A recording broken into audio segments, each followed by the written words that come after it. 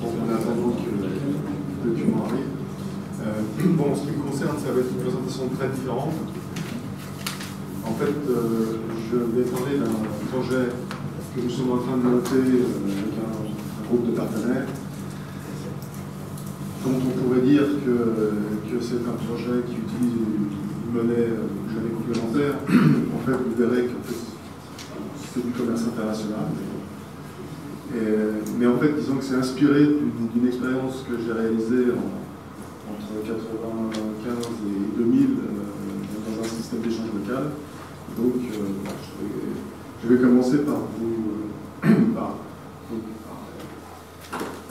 parler de l'expérience monétaire du celle de 51 Yvelines que nous avons réalisée à cette époque-là, de voir quelles sont les idées que ça nous a données et comment on a transposé, en tout cas conceptuellement, cette expérience à un niveau macroéconomique, parce qu'un CEL, c'est un objet qui est un objet microsocial. Puis ensuite, je présenterai le projet que nous sommes en train de monter et pour voir les liens entre quelle est devenue cette expérience, je dirais concrètement, aujourd'hui.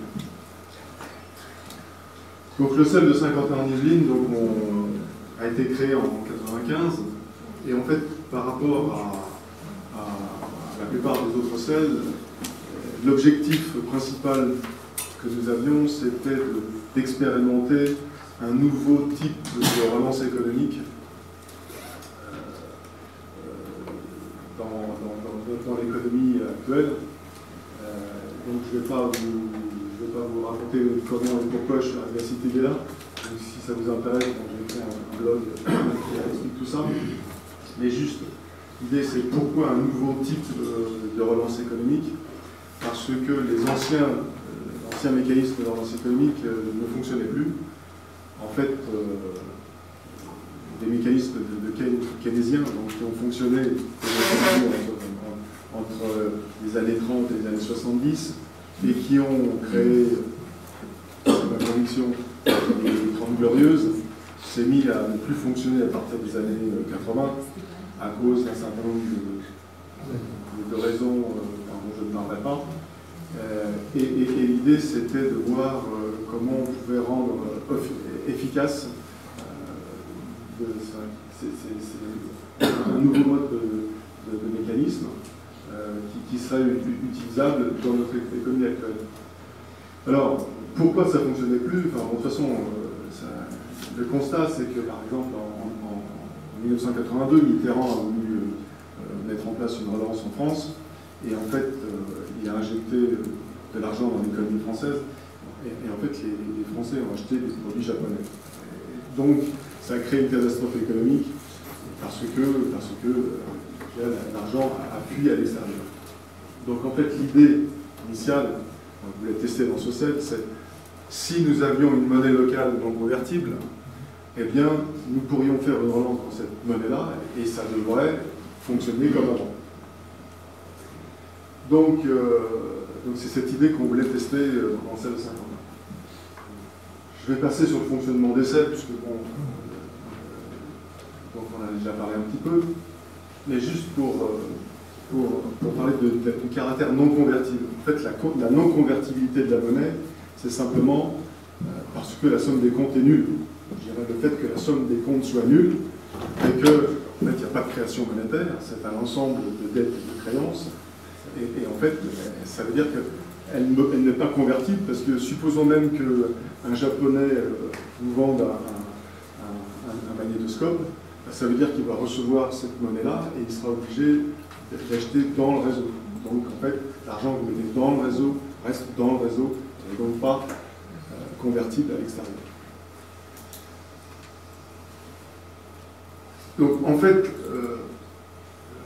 pendant une année, le système a fonctionné correctement. Donc, voilà, comme disait Jean-Michel Cornu, on a un certain nombre d'adhérents, ils ont un certain nombre de compétences, ils s'échangent un certain nombre de services, ou des biens ou des services, et on inscrit sur un bout de papier la liste des échanges, comme dire, et en définitive, en fait, ce n'est pas une monnaie classique, c'est simplement la comptabilité des échanges qu'on utilise comme une monnaie d'échange et non pas comme réserve de valeur. c'est une monnaie qui n'intègre pas la fonction de réserve de valeur, simplement on prend un ensemble de promesses qu'on se fait les uns les autres. Tu m'as rendu un service pour tant, pour une valeur tant qu'on a fixé entre nous. Eh bien, moi, je vais rendre un autre service à quelqu'un d'autre, un autre jour. Et puis même si ce n'est pas exactement le même service, eh bien, ça va se compenser progressivement. Donc le CEL, c'est un système de compensation de compte bancaire, d'une certaine manière. Et en fait, ce qui s'est passé donc, au bout d'un an, c'est qu'on a fait un bilan, et il s'est passé quelque chose de spécial, c'est que malgré l'enthousiasme des gens pour échanger, en fait, il y avait une contradiction entre l'intérêt des gens dans le système et la quantité d'échanges le chiffre d'affaires, si on pouvait dire, le flux d'échanges qui avait lieu dans ce système. Donc on a essayé de comprendre, de savoir pourquoi, en définitive, il y avait ce paradoxe. Est-ce que par hasard, il n'y avait pas suffisamment de biens et de services à échanger dans le système, ou est-ce que c'est autre chose? En définitive, on s'est aperçu que les gens avaient l'esprit un peu trop bancaire, et comme la somme des comptes est nulle, pour qu'il y ait des comptes positifs, il faut qu'il y ait des comptes négatifs, et les gens essaient de ne pas être en négatif. Tout le monde attendait d'être en positif, c'est-à-dire d'avoir rendu un service ou vendu quelque chose, pour avoir entre guillemets de l'argent sur son compte, pour ensuite pouvoir acheter quelque chose à quelqu'un d'autre. Alors vous voyez bien que si on réagit comme ça ne peut pas fonctionner. Tout le monde attend, et puis voilà. Donc on s'est demandé comment on va faire pour résoudre ce problème. En fait, c'est très simple, on va faire une relance. On va faire une relance, et d'ailleurs on va donner de l'argent aux gens. Alors on va donner de l'argent aux gens, on va distribuer, à l'époque ça s'appelait des pavés, mais un pavé valait 1 euro, donc on va distribuer de l'argent aux gens, de telle manière qu'ils aient de l'argent et qu'ils puissent ensuite l'utiliser pour échanger. Alors, la question qui s'est posée, c'est, bon, ok, on donne de l'argent aux gens, mais qui va donner de l'argent aux gens? Pas de problème, le CEL, qui est une association, l'association de tout le monde, avait donc un compte en banque, entre guillemets, un compte dans le CEL. Et donc, naturellement, comme le CEL, entre guillemets, c'est l'État, c'est l'État qui va donner de l'argent aux gens. Donc, ok, on va puiser de l'argent dans la caisse de l'État, dans la caisse du CEL, et donner de l'argent aux gens de telle manière que, de toute façon, la somme des comptes soit nulle. C'est ça. Autre question, ok, est-ce qu'il faut rembourser la dette du CEL? Alors là, l'esprit bancaire, ou consultant, ou je ne sais quoi, enfin, de réciprocité, on dit, il faut rembourser la dette, on ne va pas créer de l'argent. De toute façon, sinon... Donc, ok, on rembourse la dette. Okay, et comment on rembourse la dette? Et alors là, vous avez deux manières de rembourser, deux grandes classes de possibilités pour rembourser la dette. Soit vous dites, à chaque échange, celui qui vend, eh bien, il va payer une commission, une taxe, la TVA, enfin ce que vous voulez, donc un certain pourcentage de son échange, et pour rembourser la dette, et progressivement, au fur et à mesure des échanges, ça va rembourser la dette. Et alors là, il y a une contradiction avec ce qu'on a voulu faire, parce qu'on a voulu favoriser les échanges, et là, on était en train de punir, je dirais, pénaliser les gens qui faisaient les échanges. Il y a une contradiction dans le système, et donc, il y avait l'autre système, l'autre manière de rembourser la dette, c'est de prendre sur le solde, sur le stock. C'est-à-dire que d'un côté, on donnait de l'argent aux gens, puis de l'autre côté, s'ils n'utilisaient pas, ils étaient en positif, et à ce moment-là, on prenait un certain pourcentage tous les mois sur le solde positif. Donc, l'idée, c'est on passe d'un système du CEL classique, où lorsque vous avez de l'argent sur votre compte, il ne vous rapporte rien, juste parce que vous pouvez juste échanger avec. Si vous êtes en négatif, c'est-à-dire qu'on vous a fait un prêt, vous ne payez pas d'agio, heureusement. Alors que là, on passe à un système où lorsque vous êtes en négatif, vous avez emprunté, ça ne vous coûte rien. Mais par contre, si vous avez un compte positif, alors vous payez pour rembourser la dette. Donc c'est le système qu'on a mis en place, 1er janvier 1997. nous étions une centaine d'adhérents. Alors après, on s'est dit, combien on va donner aux gens? On va 150 €. C'est pas pour ça ni trop ni trop peu. C'était un peu. Donc on a donné 150 €, c'est-à-dire qu'on a pris dans la caisse du sel, un trait de plume, hein, je dirais, moins 15 000 € de la caisse du sel, et on a distribué 150 € à chaque compte, qui est devenu donc positif, avec en plus l'engagement de donner 150 € à chaque nouvel adhérent du sel. Et donc on a fait cette relance et on a institué donc la mécanique pour rembourser la dette, c'est-à-dire de prendre un petit peu sur chaque solde, tous les mois, chaque solde positif.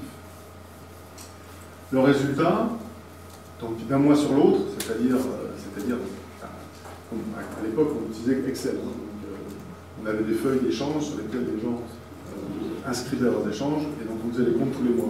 On ne peut pas savoir ce qui s'est passé en dessous d'un mois. Mais d'un mois sur l'autre, en fait, les échanges ont été multipliés par 3,5, et c'est resté stable sur des années. Et donc on a bien eu un effet de relance.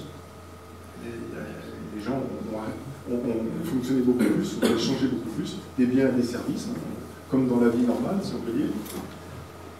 Et on a vu que bon, les gens ont accepté très facilement cet intérêt négatif, parce qu'en fait ça revient à ça.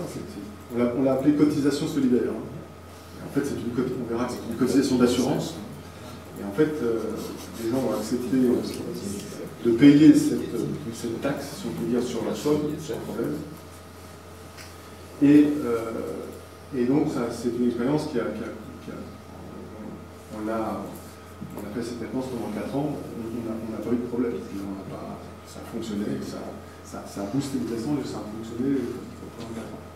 Et même, on a été plus loin, c'est que, comme dans le sel, on a des fonctionnaires, des agents de l'État, des agents du sel, puisque il y a des gens qui font les comptes, il y a des gens qui organisent des soirées, ou qui organisent des bourses d'échange, ou qui écrivent la feuille d'information, enfin bon, donc il y a des gens qui travaillent pour le sel.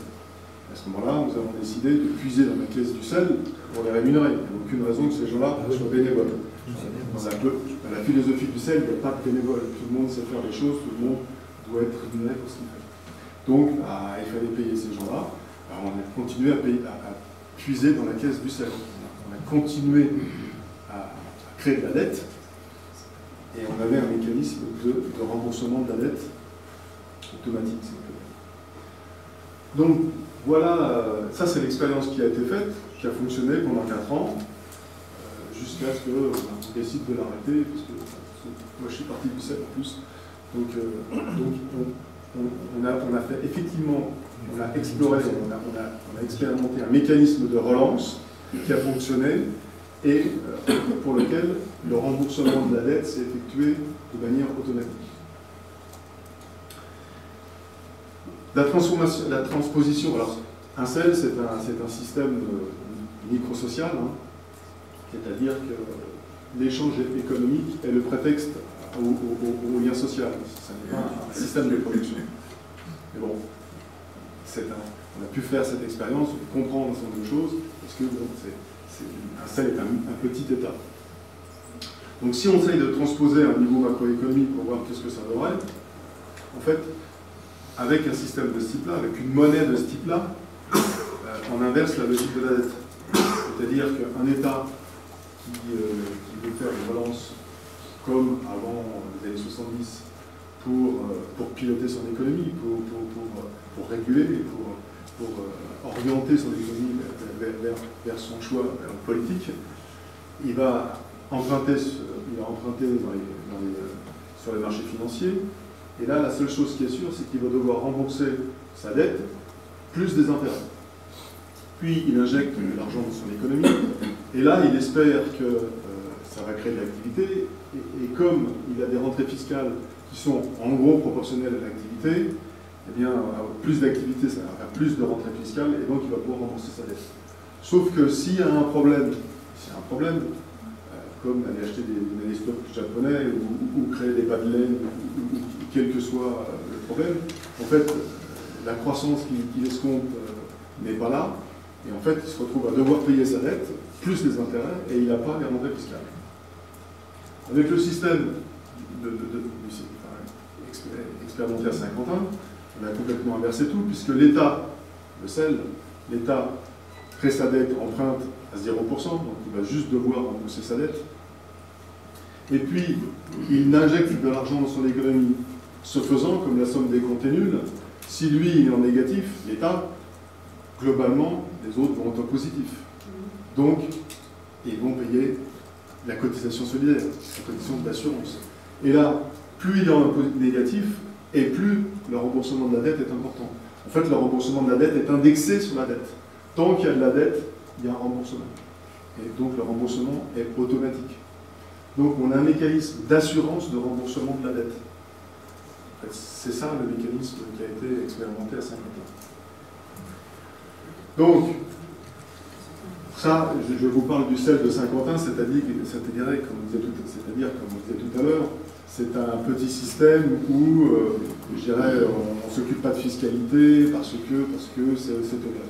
Si on veut pouvoir le transposer à un niveau macroéconomique, il faut être en règle avec la loi, avec le fisc et tout. Donc il faut trouver le système qui permettra de mettre en œuvre de manière classique, de ne pas avoir de problèmes légaux, fiscaux et tout ce qu'on veut. Et là, on a une chance, c'est qu'il existe des sociétés qui s'appellent l'échange marchandises, dont on a parlé qui est VIR, qui est la plus grosse. Il y en a beaucoup, mais c'est celle qui est la plus grosse et qui fonctionne comme une banque. Les autres fonctionnent plus comme des organismes commerciaux. Donc, ces sociétés-là font de l'échange de marchandises, et en fait, elles créent, elles gèrent des dettes et des créances entre leurs clients. Et donc ça, c'est totalement légal. La seule chose qu'elles ne font pas, c'est que lorsque vous achetez par l'intermédiaire de VIR, par exemple, un immeuble, eh bien, même quand vous le vendez, parce que quand vous achetez c'est plus facile, parce que quand vous le vendez, il n'y a pas de problème, c'est inscrit dans votre compte, votre comptabilité et vous allez payer des taxes là-dessus. Bon. Quand vous achetez, pareil, voilà. Comme ça c'est comme VIR, ils travaillent avec des entreprises, il n'y a pas trop de problème de TVA, parce que en fait, comme ils vont acheter à peu près la même chose qu'ils vont vendre, donc la TVA va se compenser. Mais sinon, de toute façon, c'est un mécanisme totalement légal. Vous avez vendu, c'est pas parce qu'on n'a pas fait une transaction bancaire que l'échange n'a pas eu lieu. Donc c'est normal que ça rentre dans les comptes, dans votre compte à vous, dans les comptes de l'État. Donc il n'y a pas de problème juridique, je dirais, lorsqu'on travaille comme ça. Donc, il est tout à fait possible, a priori, de créer une espèce de grosse aide, comme VIR, et d'adjoindre une règle supplémentaire qui va être de créer une relance en puisant dans la caisse de la coopérative. Parce qu'il faut bien voir ce qui s'est passé à Saint-Quentin et qui peut se reproduire. Les gens ont reçu de l'argent. Il faut bien voir que c'est l'assemblée de tout le monde qui a donné à chacun quelque chose. Ça a l'air d'être bonnet blanc, blanc bonnet. Mais en fait, il y a quand même un résultat, comme tout à l'heure, dans le petit film, il y a bien eu 3 fois plus d'échanges après. Donc, il y a bien eu un effet de relance, même si, bizarrement, c'est tout le monde qui a prêté à chacun. Donc, si on prend une société, si on crée une société de type VIR, qu'on lui a adjoint ce mécanisme, ce service d'assurance, parce qu'en fait c'est un service d'assurance, l'intérêt négatif, enfin, on peut le prendre comme un intérêt négatif, en fait, ou une taxe sur le capital, ça revient au même. Et si on réfléchit, une taxe sur le capital, c'est une assurance. Le seul moment où, entre guillemets, le capitaliste n'a pas de problème de se faire taxer son capital, c'est quand il assure son bien. Formellement, il a une maison de 100 000 euros, et puis il va l'assurer, et la prime d'assurance, ça va être un pourcentage de la valeur de la valeur du stock. ça ne lui pose pas de problème. Et là, on assure les soldes monétaires, on assure la circulation de l'argent. Donc en fait, rien ne nous empêche de créer une société de type VIR, échange de marchandises, qui va être juridiquement viable et économiquement viable, parce que VIR gagne de l'argent. Ils ne sont pas pauvres. Donc, économiquement viable, juridiquement viable, lui adjoindre un mécanisme d'assurance monétaire, entre guillemets, et à ce moment-là, on sera capable, on doit être capable, de pouvoir faire des relances économiques dans le réseau des clients, de telle manière que le remboursement de la dette soit totalement automatique, parce que c'est un mécanisme d'assurance. Alors maintenant, pourquoi on aurait envie de transposer ça à un niveau macroéconomique? Alors là, je ne vais pas vous faire de dessin. Si on avait aujourd'hui un mécanisme de pilotage de l'économie, on imagine que ça nous arrangerait, vu ce qui est en train de se passer. C'est bien sûr tout ça, ça date des années... Le premier article que j'ai écrit sur ce mécanisme-là, ça date de 98 ans. Donc à l'époque, il paraît que tout allait bien. Et même, donc, moi je parlais de pilotage économique, parce que bien sûr, lorsque vous faites des relances périodiques, vous pilotez votre économie et puis vous débrouillez pour que l'économie fasse ce que vous avez vous envie de faire et non pas, vous ne laissez pas imposer, je dirais, votre politique par les mécanismes financiers. Donc là, vous pilotez votre économie. À l'époque, voilà, c'était un mécanisme de pilotage économique par le fait qu'on est capable d'assurer le remboursement de la dette. À l'époque, on était plutôt dans une période où l'idéologie dominante, c'était la dérégulation. Mais bon, depuis, les choses ont changé. Aujourd'hui, beaucoup de gens pensent qu'il faudrait du pilotage économique, il faudrait un mécanisme, je dirais, un organe de régulation au niveau européen. Et donc aujourd'hui, effectivement, on a des équilibres, on voit bien qu'on a des crises économiques à répétition, on a une instabilité de l'économie. En ce moment, ça secoue pas mal. On voit bien qu'on a une hypertrophie de l'économie virtuelle par rapport à l'économie réelle. Il semblerait que 97% des flux monétaires soient des flux spéculatifs et non pas des flux d'échange. Et puis, il y a une confusion, en tout cas moi je le prends comme tel, il y a une confusion dans la monnaie entre la valeur d'échange et la réserve de valeur. On a un objet qui fait les deux en même temps. Et personnellement, je pense que ça pose problème. Donc, c'est cette confusion qui va faire que lorsque vous avez une crise de la valeur, vous avez en même temps une crise de la liquidité. Ce qui est dommage. Autant les séparer, de telle manière que même s'il y avait une crise de la valeur à côté, ça monte, ça descend, on n'en a rien à faire. Si on n'avait pas de crise de liquidité, c'est-à-dire qu'on pouvait continuer à échanger. On a aussi beaucoup de besoins insatisfaits, alors qu'en même temps, on a des ressources disponibles. Vous avez des usines qui ne tournent pas, des gens qui sont au chômage, et puis vous avez des tas de besoins. Ça fait bizarre. Bon, mais en 1929, c'était déjà comme ça. C'est pour cette raison que Keynes a inventé, je ne vais pas dire inventé, puisque le New Deal avait été inventé avant que Keynes le théorise.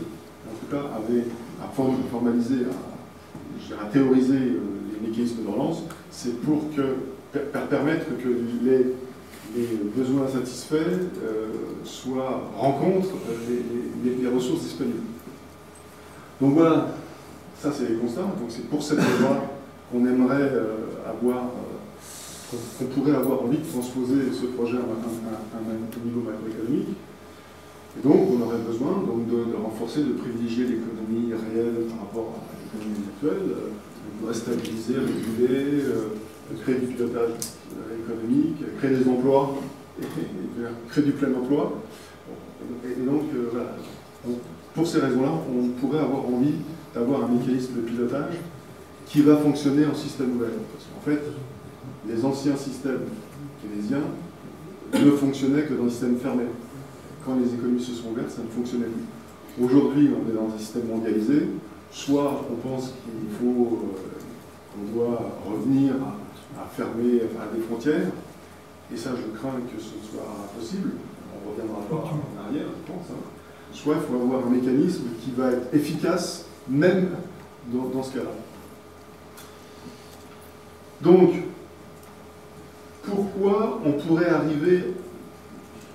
Quand vous parlez d'économie virtuelle contre l'économie réelle, c'est pas le papier et le numérique, c'est la spéculation contre l'échange. Oui. D'accord. Donc, pourquoi ça pourrait fonctionner? Pourquoi cette transposition pourrait fonctionner? En fait, l'économie réelle, c'est le commerce, c'est l'échange. Et il se trouve que la comptabilité commerciale, c'est un système monétaire. On n'a pas besoin d'argent, en définitive, comme je disais tout à l'heure. Il y a juste besoin de compter les transactions et donner des valeurs. Donc, l'argent, avec la conception actuelle, on n'a pas besoin de la conception actuelle de l'argent. On a juste besoin de faire la comptabilité des échanges pour organiser la réciprocité entre les gens, et ça suffit pour avoir un système monétaire, donc pour favoriser les échanges et pour prospérer. Il n'y a pas besoin d'argent. Donc, si on se débrouille pour avoir une société qui fasse uniquement de la comptabilité commerciale, eh bien on aura un système monétaire, je dirais, qui peut être utilisé à la place du système monétaire classique. Et à ce moment-là, dans ce système-là, on pourra probablement mettre en place des mécanismes de relance tels qui ont été expérimentés à Saint-Laurent. Donc, l'argent, lorsqu'il y a une confusion dans l'argent, d'un côté on a une réserve de valeur, de l'autre côté on a une valeur d'échange, cette confusion pose un problème parce que la réserve de valeur est rare, donc si on a besoin de ça, c'est pas facile d'en avoir, alors que je dirais, la valeur d'échange est totalement abondante. Je dirais, dans un sel ou dans chez Vire, l'argent se crée de manière totalement décentralisée, c'est pas les banques qui la créent, c'est à chaque fois que vous faites une transaction, vous créez de la monnaie qui va avec et vous détruisez de la monnaie qui va de l'autre côté. Donc en fait, l'argent, valeur de réserve, réserve de valeur est rare, et ça pose un problème de gérer la rareté, alors que la valeur d'échange est totalement abondante, on en a tant qu'il faut. Tout ce dont on a besoin pour faire des échanges, c'est des besoins et des compétences qui vont pouvoir satisfaire ces besoins. Si on a ça, pas de problème. On crée l'argent qui va avec. Je veux dire, ça ne pose pas un problème. Donc... Excusez-moi, mais est-ce qu'on a ça? Pardon? Est-ce qu'on a toutes les compétences qu'il faut pour répondre à tous les besoins? On a énormément de compétences, ouais. Oui, là, votre système, il est sur une vision globale ou sur une vision territoriale? C'est une vision globale. Globale? Oui. Il faut mettre dans le réseau toutes les compétences. On a toutes les compétences pour nourrir tout le monde. Oui. La confusion, c'est que au départ, on a dit faut que ce soit dans un système fermé, donc autarcique. Et elle soulève la question de l'autarcie, en fait. Si on n'est pas autarcique... On n'est pas dans un système autarcique, là. Je prends Saint-Quentin. En fait, on est bien dans un système ouvert, c'est-à-dire qu'on a libre circulation des biens et des services à l'intérieur, entre le système et l'extérieur. Donc c'est totalement ouvert. Si, je veux dire, on achète quelque chose à l'extérieur, on le vend à l'intérieur, c'est ouvert, on le produit à l'intérieur, on le vend à l'extérieur, c'est possible. Là où il y a, je dirais, il n'y a pas libre circulation, et en fait, il ne faut même pas le dire comme ça, parce que ça n'a plus de sens. Il n'y a pas libre circulation des capitaux. Sauf que c'est la notion de capitaux qui n'a plus de sens. C'est pas la même chose, c'est autre chose. On travaille dans un réseau qui peut être très gros, et je pense qu'il faut qu'il soit très gros. Par exemple, je ne crois pas à l'efficacité des monnaies locales, par exemple, parce que c'est trop petit. Ce que j'ai vu à Saint-Quentin montre que on ne peut pas faire grand-chose avec ça. Par contre, le réseau il peut être planétaire, il faut simplement appartenir à ce même réseau. Et quand vous disiez les besoins, aujourd'hui, on a 20 millions, enfin, je parle de l'Europe, disons, mais on peut parler d'autre chose. Hein. Il y a 20 millions de chômeurs en Europe. On a la capacité de subvenir à leurs besoins. Là, le problème n'est pas le manque de compétences. On saurait le faire. C'est le manque, le dysfonctionnement, il est autre part. C'est ma conviction. Oui, mais par exemple, ils consomment de l'électricité. L'électricité, c'est de l'uranium. L'uranium, on n'en a pas, il faut l'acheter à l'extérieur. Ça ne pose pas de problème. Je dirais, on n'est pas obligé d'avoir tout dans le réseau. Je dirais, il faut simplement que ce qu'on mette dans le réseau circule dans le réseau. Mais il peut y avoir des échanges avec l'extérieur. À partir du moment où avec une autre monnaie. Avec une autre monnaie. D'accord. Mais cette autre monnaie, elle devient faible puisqu'elle est assez inerte. Donc, ou bien alors elle devient une monnaie complètement guerrière et dédiée aux échanges extérieurs. En fait, c'est plus subtil que ça, parce que dans le système que je vais vous décrire, en fait, la monnaie, c'est la monnaie nationale. Et en fait, ce qu'on va utiliser, en fait, on n'a pas une monnaie complémentaire, on a un mode de paiement coopératif, qui va être, parce qu'on va faire des compensations de comptes entre les acheteurs et les vendeurs. Oui, dans le système qu'on va expliquer. Donc en fait, c'est pour ça que dans le projet-là... Madame peut soulever sa question dans une vision de monnaie complémentaire, comme l'a évoqué. En fait, ça n'est pas... C'est pour ça que je disais tout à l'heure, ça n'est pas un projet de monnaie complémentaire au sens, j'allais dire, classique du terme. C'est un projet, une société, je ne vais pas dire une société, on est en train de créer, qui va utiliser un certain nombre de mécanismes dont on pourrait penser que c'est une monnaie complémentaire, et en fait non, c'est simplement, on organise je dirais, les échanges entre les clients d'un réseau, et ces échanges vont être en euros. Ils peuvent être en euros et ils sont libellés en euros. Simplement, on va se débrouiller pour faire le moins possible de transactions financières, transactions bancaires, mais les transactions sont comptabilisées dans la comptabilité commerciale du réseau. Bon, j'y viens. Donc, pourquoi ça doit marcher? Alors, donc, le projet, c'est celui-là.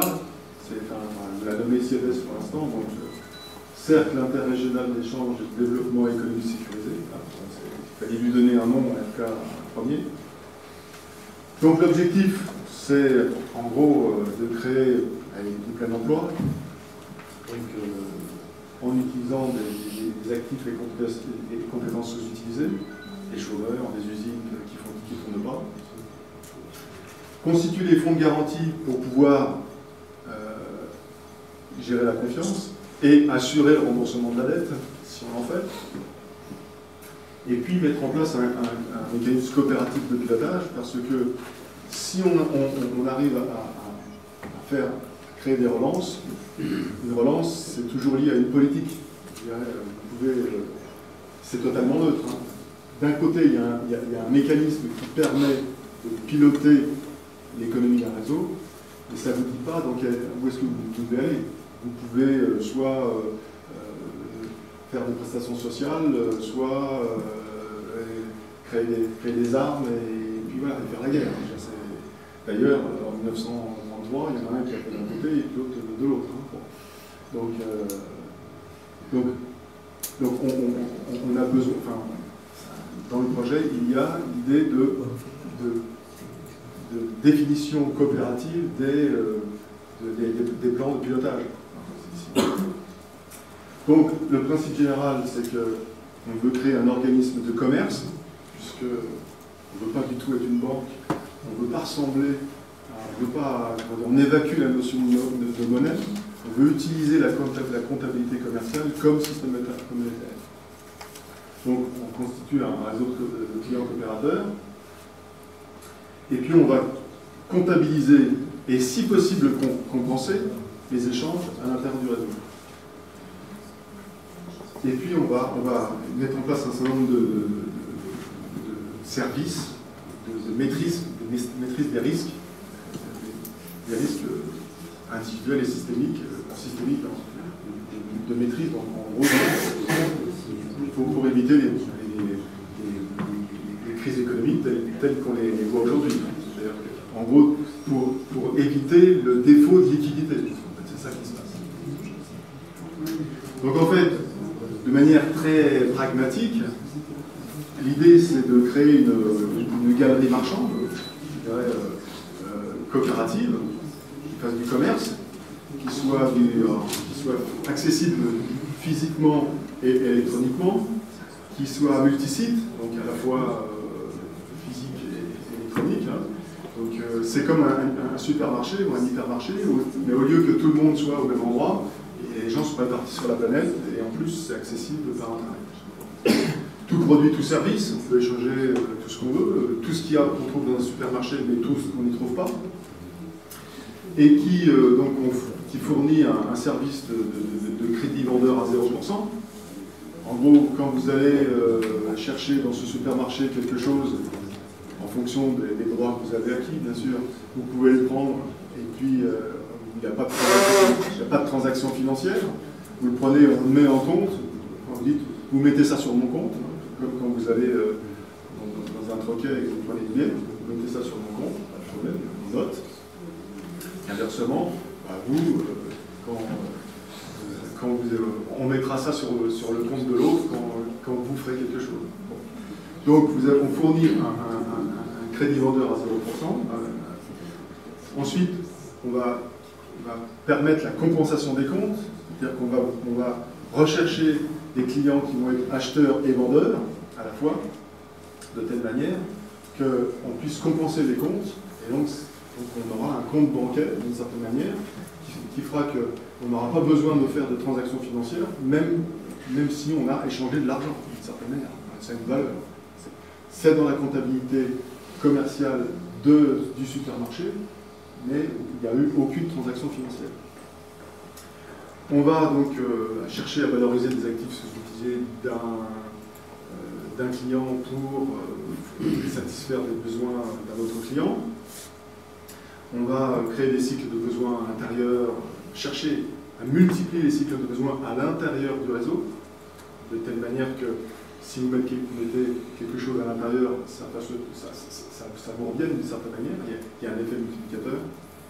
Et on veut assurer le développement économique du réseau avec un certain nombre de fonds de garantie, les garanties classiques, mais aussi la cotisation d'assurance dont je vous ai parlé tout à l'heure, qui permet de rembourser automatiquement, d'assurer le remboursement de la dette que vous pourriez faire, que les coopérateurs pourraient faire pour faire des investissements collectifs. Et puis ensuite, donc, pour faire les coopérateurs doivent pouvoir décider dès eux-mêmes, si vous voulez, des investissements collectifs qu'ils ont envie de faire. Donc, on est en train de monter ce supermarché-là. C'est donc simplement un supermarché avec les caractéristiques que je viens de vous donner. Et donc, qu'est-ce qu'on est en train de faire? Donc, actuellement, on est en train de mettre en place les outils. Donc, une plateforme d'échange, on regarde les différentes plateformes qu'on pourra utiliser, le mécanisme de paiement et la structure juridique qui va bien. Parce qu'il y a un certain nombre de détails dont il faut s'assurer. Normalement, on devrait démarrer au deuxième trimestre de cette année, avec un certain nombre de partenaires que nous avons constitués, donc sur l'île et en région parisienne. Et commence à faire de la communication, voilà, pour faire connaître le projet. Et on prépare, on conçoit une opération de relance pour la fin de l'année. Bon, il y a un certain nombre de détails, bien sûr, à vérifier pour pouvoir mettre en place cette mécanique qui a été expérimentée en salle 5. Voilà, je vous remercie.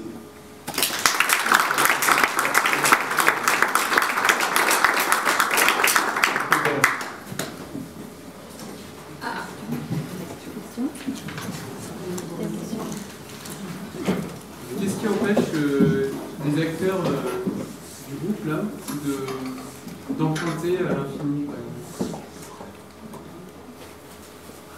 Qu'est-ce qui empêche, c'est que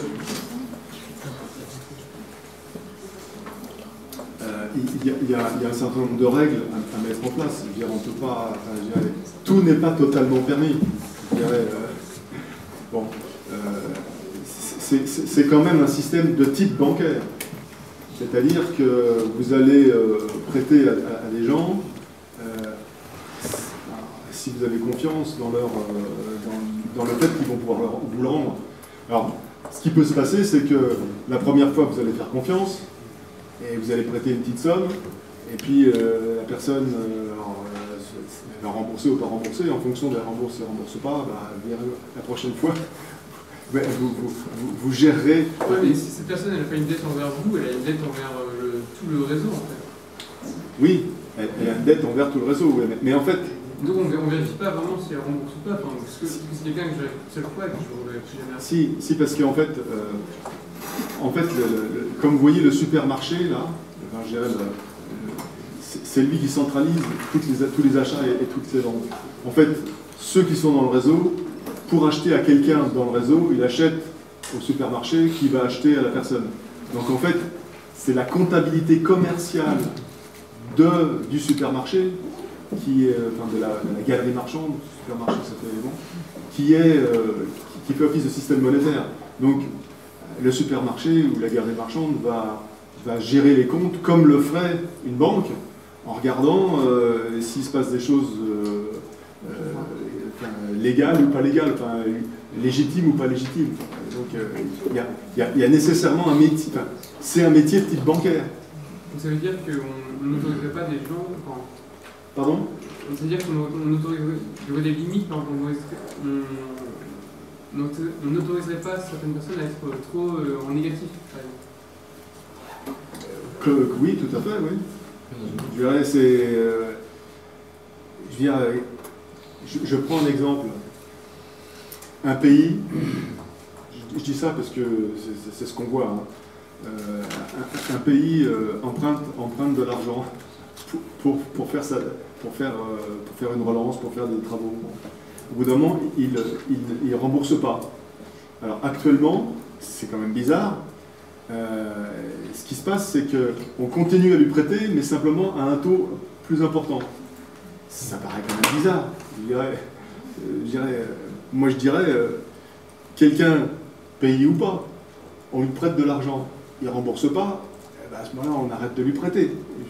Donc c'est vrai qu'à un certain moment, en fonction du volume d'échanges qu'il a, en fonction de l'activité qu'il a dans le réseau, en fonction de la connaissance qu'on a de cette personne, je dirais, on va lui autoriser ou pas du crédit, ou du débit ou du crédit. Parce qu'en fait, la question, elle est aussi dans l'autre sens.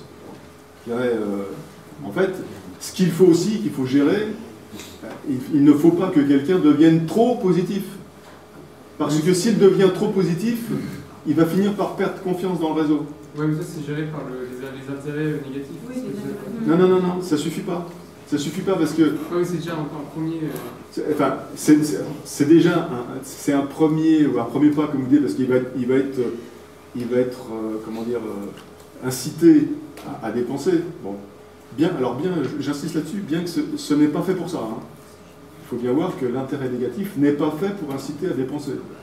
L'intérêt négatif, il est fait, en tout cas, il fonctionne comme assurance. C'est ça qui assure la liquidité des réseaux. Donc il se trouve que, disons que ça cumule, il y a un bienfait supplémentaire qui fait qu'il ne va pas thésauriser. Mais ça n'est pas fait pour ça. Bon.